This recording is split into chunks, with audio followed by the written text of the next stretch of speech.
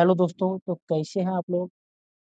पिछला जो क्लास था हम लोगों का, उसमें हम लोगों ने देखा था बैंकिंग ट्रांज़ैक्शंस के बारे में, ठीक है?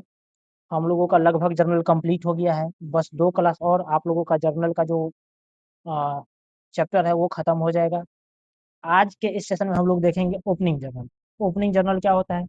तो हम लोगों का जो अकाउंटिंग ईयर होता है, कौन-सा ईयर?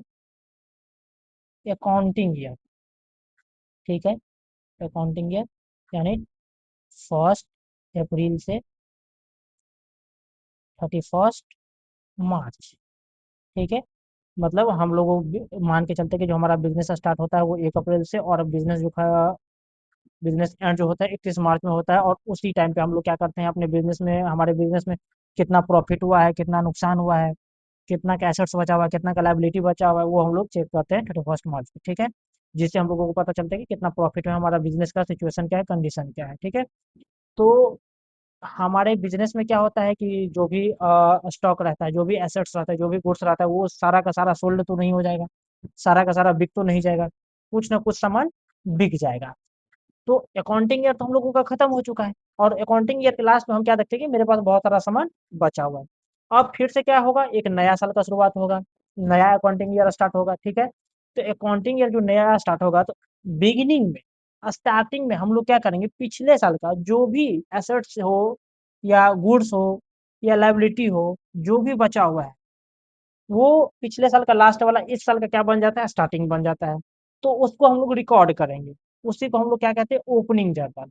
कहते हैं, ओपनिंग जर्नल, यानी पिछले साल का क्लोजिंग बैलेंस जो होगा, इस साल का ओपनिंग बैलेंस हो जाएगा, और उसको हम लोग रिकॉर्ड करेंगे, ठीक है?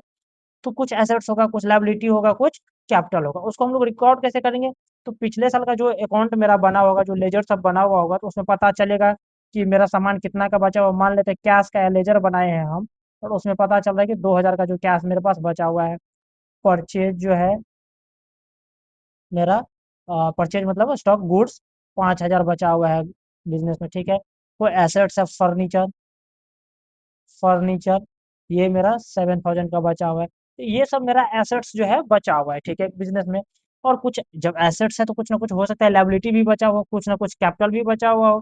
तो मान लेते हैं कि कैपिटल है मेरा, सॉरी, कैपिटल है 4000 का, और कुछ लायबिलिटी है, मान लेते हैं बिल्स पेबल, ये है आपका 3000 का। और कोई भी लायबिलिटी हो, यहाँ पे हम बिल्स पेबल लिख दिए, एक और लिख देते हैं क्रेडिटर, जो हमसे पैसा लेगा, क्रेडिटर 7000, ठीक है? तो ये सब ट्रांजेक्शन है, पिछले साल का है अकाउंट।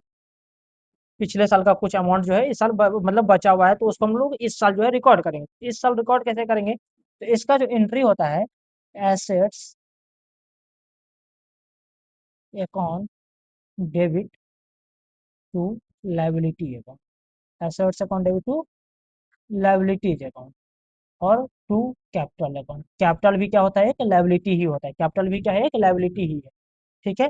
तो ये इसका जर्नल एंट्री होता है, ओपनिंग जर्नल, ठीक है? तो यहाँ पे देखो, तो एसेट्स क्या क्या बचा हुआ है, कैश बचा हुआ है ना, तो इस यहाँ पे क्या कर दो, कैश को डेबिट कर दो, यानी कैश अकाउंट डेबिट। और क्या है, परचेज है तो परचेज अकाउंट डेबिट, यानी स्टॉक, परचेज अकाउंट डेबिट। और फर्नीचर है तो फर्नीचर भी एसेट्स है, फर्नीचर अकाउंट डेबिट। और टू लायबिलिटी, लायबिलिटी में क्या है, bills payable, to bills payable account, to creditor account, ये भी लायबिलिटी है। और टू कैपिटल अकाउंट, कैपिटल भी क्या एक प्रकार का लायबिलिटी ही है, ठीक है? टू लायबिलिटी अकाउंट, तो ये जर्नल होता है इसका। समझ में आया, ओपनिंग जर्नल। जो पिछला साल का जो क्लोजिंग बैलेंस होगा, वो इस साल का क्या बन जाएगा, ओपनिंग बन जाएगा, ठीक है? तो ये जर्नल होता है assets account debit to liability account. समझ में आया? अब हम लोग देखते हैं लॉस ऑफ इंश्योर्ड गुड्स और एसेट्स। इंश्योर्ड गुड्स और एसेट्स क्या होता है? इसका मतलब ये हुआ कि कुछ कुछ हमारे बिजनेस में कुछ गुड्स या कुछ एसेट्स ऐसा होगा जिसका हम इंश्योरेंस करवाए होंगे। इंश्योरेंस मतलब कि हम जब सामान खरीदे होंगे, तो कुछ एक्स्ट्रा पे हम लोग किए होंगे, इंश्योरेंस करवाए होंगे कि अगर हमारा सामान या कोई एसेट्स है, या चोरी हो गया, या जल गया, या किसी भी कारण से अगर वो नुकसान हो जाता है, उस चीज का लॉस हो जाता है, तो उसका जो भरपाई है कौन करेगा, इंश्योरेंस कंपनी करेगा। कौन करेगा? इंश्योरेंस कंपनी करेगा, इंश्योरेंस कंपनी करेगा। समझ में आया? तो कभी-कभी क्या होता है ना, इंश्योरेंस कंपनी यहाँ पे 2-3 केस चलता है। कभी कभी इंश्योरेंस कंपनी क्या कहता है, फुल्ली एक्सेप्ट कर लेगा, फुल्ली एक्सेप्ट कर लेगा, ठीक है, कि हाँ भैया तुम्हारा इतना का नुकसान हुआ, हम तुमको पैसा दे देंगे। कभी कभी इंश्योरेंस कंपनी वाला क्या करेगा, नौटंकी करेगा, तो पार्शियली एक्सेप्टेड, पार्शियली एक्सेप्टेड मतलब कि आधा पैसा एक्सेप्ट करेगा, आधा नुकसान एक्सेप्ट नहीं करेगा। मतलब जैसे तुम्हारा 10,000 का एसेट्स गया, तो बोल देगा कि 5,000 ले लो, 5,000 नहीं हम एक्सेप्ट करेंगे, या पार्शली में 7,000 एक्सेप्ट करेंगे, 3,000 नहीं करेंगे, 3,000 एक्सेप्ट करेंगे, 7,000 नहीं करेंगे, तो पार्शली में वो आ जाएगा, ठीक है। कभी कभी क्या होता है भाई, ये पूरा हाथ फैला देगा,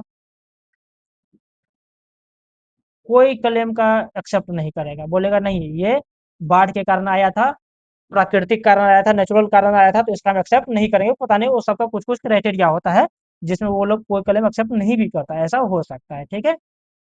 तो ये 3 कंडीशन आता है, when fully claim accepted, when partially claim accepted, when no claim accepted, ठीक है।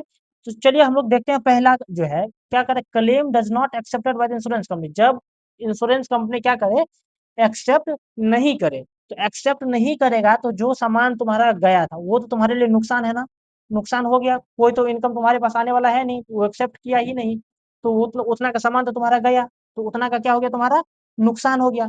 तो जिस कारण से तुम्हारा नुकसान हुआ है, मान लेते हैं कि जल के राख हो गया होगा, ठीक है, lost by fire, lost by fire on debit. अगर गुड्स था, तो गुड्स को हम लोग किस नाम से लिखते हैं, परचेज के नाम से, टू परचेज अकाउंट। अगर एसेट्स रहेगा तो एसेट्स का नाम लिखते हैं, ठीक है, एसेट्स, फर्नीचर रहेगा तो फर्नीचर लिखेंगे, मशीन रहेगा तो मशीन लिखेंगे, अगर गुड्स रहेगा तो परचेज लिखेंगे। ये एंट्री होता है जब कोई क्लेम एक्सेप्ट नहीं होता है, समझ में आया, क्योंकि नुकसान हो गया तो नुकसान, और अगर गुड्स रहेगा तो परचेज, और एसेट्स रहेगा तो एसेट्स का नाम लिखेंगे, फर्नीचर मशीन चाहे जो भी हो, ठीक है। इसमें तुम्हारे पास कोई पैसा आ नहीं रहा है, पूरा का पूरा नुकसान हो गया। यहाँ पे तुम लोग जिस तरह से नुकसान होगा उसका नाम लिखोगे, lost by theft, lost by fire, या जिस लॉस्ट बाय एक्सीडेंट, कुछ भी लिख सकते हो, ठीक है। अगला है when fully claim accepted by insurance company. जब पूरा का पूरा पैसा क्या होगा, इंश्योरेंस कंपनी एक्सेप्ट कर लेगा, तो यहाँ पे क्या होगा, इंश्योरेंस कंपनी वाला तुमको पैसा दे देगा, ठीक है। तो यहाँ पे जो एंट्री करेंगे, insurance company account debit to, अगर गुड्स रहेगा तो परचेज अकाउंट, अगर एसेट्स रहेगा तो टू एसेट्स अकाउंट। याद करो बैटर्स में हमें हम लोग कुछ इसी तरह का एंट्री करते थे, ठीक है। तीसरा कंडीशन क्या आता है, पार्शियली क्लेम एक्सेप्टेड, कुछ एक्सेप्ट किया और कुछ एक्सेप्ट नहीं किया, तो जितना नहीं किया वो तो मेरे लिए नुकसान है, तो उसको भी क्या कर देंगे, डेबिट, यानी उसको हम लॉस बाय फायर लिख देते हैं, lost by fire account debit, loss by fire account debit. जितना एक्सेप्ट हो गया उसको भी हम लोग डेबिट करते हैं, किस नाम से, इंश्योरेंस कंपनी के नाम से, क्योंकि मेरे लिए एसेट्स हो जाएगा, क्योंकि कभी ना कभी उनको पैसा देगा ना, और एसेट्स का नेचर क्या होता है, डेबिट होता है, इंश्योरेंस कंपनी अकाउंट डेबिट, ठीक है। और टू, गुड्स रहेगा तो परचेज,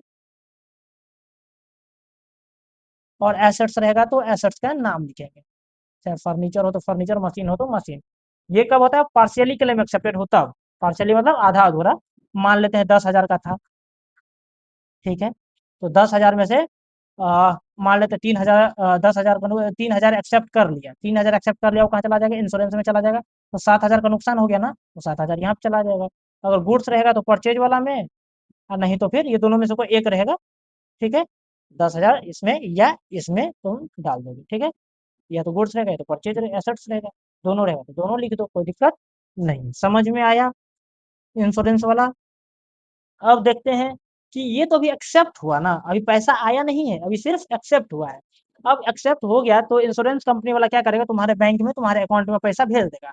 तो तुम्हारा अकाउंट जो है, पैसा रिसीव कौन करेगा, बैंक करेगा ना रिसीव, क्योंकि अकाउंट में भेजा है, तुमको कैश ला के नहीं देगा, अकाउंट में देगा, ठीक है। तो बैंक रिसीव करेगा ना, तो बैंक अकाउंट डेबिट, और तू क्या, कौन पैसा भेज दिया, इंश्योरेंस कंपनी, तो इंश्योरेंस कंपनी अकाउंट क्रेडिट हो जाएगा। समझ में आया, ये हो गया रिसीवर, ये हो गया गिवर, ठीक है। आगे क्या कहता है, आगे अब कुछ नहीं, आज का क्लास यहीं तक, और यहाँ पे कुछ क्वेश्चन है, इसको सॉल्व करना तुम्हारा होमवर्क है, ये होमवर्क, ठीक है, और कमेंट सेक्शन में इसका आंसर बताना, ठीक है। और 1 क्लास या हो सकता है 2 क्लास आप लोगों का जनरल का चले, उसके बाद जनरल खत्म हो जाएगा। आज के लिए इतना ही। Thank you, tata, bye bye.